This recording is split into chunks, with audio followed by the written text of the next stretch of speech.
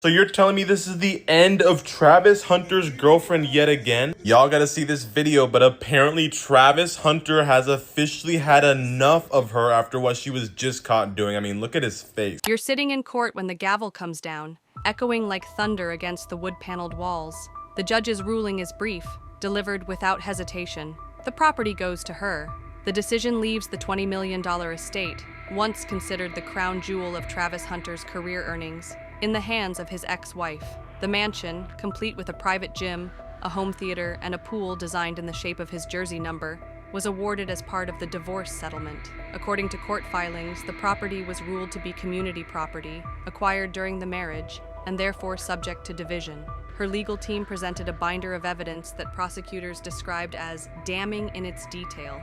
The material included text exchanges portraying Hunter as financially reckless, flight records suggesting extended absences from the home, and photos of private gatherings that were allegedly hosted while the divorce was pending. One filing claimed the residence was being used as a place of indulgence rather than a family home, an argument that ultimately appeared to sway the court. The ruling sparked immediate reaction outside the courthouse. Reporters crowded the steps, broadcasting headlines within minutes. Travis Hunter's ex awarded $20 million. Mansion in divorce court twist. Social media platforms carried the story even faster, with reactions split sharply down the middle. Supporters of Hunter questioned whether the decision was a fair reflection of the marriage, while others argued that his ex-wife's documented contributions to the household justified the outcome. Inside the courtroom, the response was far quieter. Hunter sat motionless as the judge finalized the order, while his ex-wife leaned back in her chair, her expression calm and unreadable. There was no outward display of triumph, no visible relief, just the stillness of someone who had expected this result all along. And now, people are left to ask, was this a fair division of assets, or a brutal example of how quickly fortunes can be reversed in divorce court? If you were in his position, would you have fought harder, or accepted the ruling as final? You're standing outside the gates of the $20 million estate, cameras flashing, as moving trucks begin to roll in. Within 72 hours of the court's ruling, Travis Hunter has been ordered to vacate the property, leaving behind the home built at the peak of his career. The mansion, once a symbol of his success, is already being reshaped. Within hours of taking possession, his ex-wife shared a polished video tour across social media. Drone footage swept over the marble driveway, past the custom gym, and into the trophy-lined hallways. The clip was narrated casually, as if she were hosting a lifestyle program. "This is where he trained, but I'll be turning it into a wellness space." The post quickly went viral, drawing millions of views and sparking a wave of commentary online. Reactions were swift and often merciless. Comment sections filled with remarks like, "She won, that's her house now," and "Travis got played." Sports blogs picked up the story within minutes, framing the video as a symbolic victory lap. Even mainstream outlets highlighted the shift in tone, with one network segment running the headline, "From end zone to empty, Travis Hunter loses $20 million mansion." For Hunter, the timing was particularly harsh. Still in the process of moving out, he learned of the post through text messages from teammates, many of whom were stunned to see intimate details of the home now broadcast to the world. According to those close to him, the footage cut deeper than the ruling itself, turning a legal defeat into a public spectacle. The decision to share the mansion so quickly has divided public opinion. Some praise it as a bold reclamation of space, while others view it as a calculated humiliation. And now the question lingers. Was this simply her way of celebrating a hard-fought legal win, or a deliberate move to leave him with nothing but embarrassment? If it were your name in the headlines, how would you respond? You're scrolling through social media when the images stop you cold. In the background of your ex-wife's latest post, a familiar face appears, one that changes the tone of the entire story. The man is a former teammate of Travis Hunter, someone he once described publicly as like a brother. Footage shows him inside the mansion's kitchen, laughing as he helps with renovations. At first, the clip seems harmless, just another person lending a hand, but then a second video surfaces. In it, the same man is seen speaking directly to the camera saying, "She deserves to feel comfortable here. She's been through enough." The implication is unmistakable, and the narrative shifts instantly. Reaction online is immediate. Fans flood comment sections with accusations of betrayal. Posts read, "That's foul," and No way he's in Travis's old house. Others speculate about the timeline, questioning whether this relationship began before the divorce proceedings or if it was a recent development. Within hours, the story trends across multiple platforms, overshadowing even the original court ruling. Inside Hunter's circle, the response is reportedly one of disbelief. According to sources, teammates have been texting him nonstop, shocked to see someone they considered part of their inner circle now featured in the mansion his ex-wife just secured. The betrayal is particularly striking given the history between the two men, who had trained together during off-seasons and were often photographed side by side. The courtroom battle may have ended with the house awarded to his ex-wife, but the public battle for perception is still raging. For many watching, this latest twist isn't just about property, it's about loyalty, trust, and respect. And now people are asking the harder question: is this simply a coincidence, or proof that the lines between friendship and betrayal were crossed long before the judge ever made a ruling? If it were your teammate in that kitchen, would you stay silent or call him out publicly? You're back in the courtroom, the air thick with tension as a new motion is read aloud. The property dispute may be settled, but now the fight has shifted into another arena, money that reaches far beyond the mansion's gates. Court filings reveal that Hunter's ex-wife is pursuing claims on his endorsement income. Her attorneys argue that deals secured during the marriage, including merchandise lines, sponsorship contracts, and appearance fees, were not solely his accomplishments, but ventures she had an active hand in. Documents entered into evidence show her email correspondence with brand representatives, photos of her assisting with promotional shoots, and even bank transfers she allegedly managed on his behalf. The argument presented is clear. She was not only a spouse, but a silent business partner, and therefore entitled to a share of the revenue those partnerships continue to generate. Her contributions were integral, her lawyer stated firmly. Without her involvement, these deals would not exist in their current form. The defense counters sharply, dismissing the claims as opportunistic. Hunter's attorney argues that her involvement was minimal, and that no contractual evidence proves she held any legal stake in the ventures.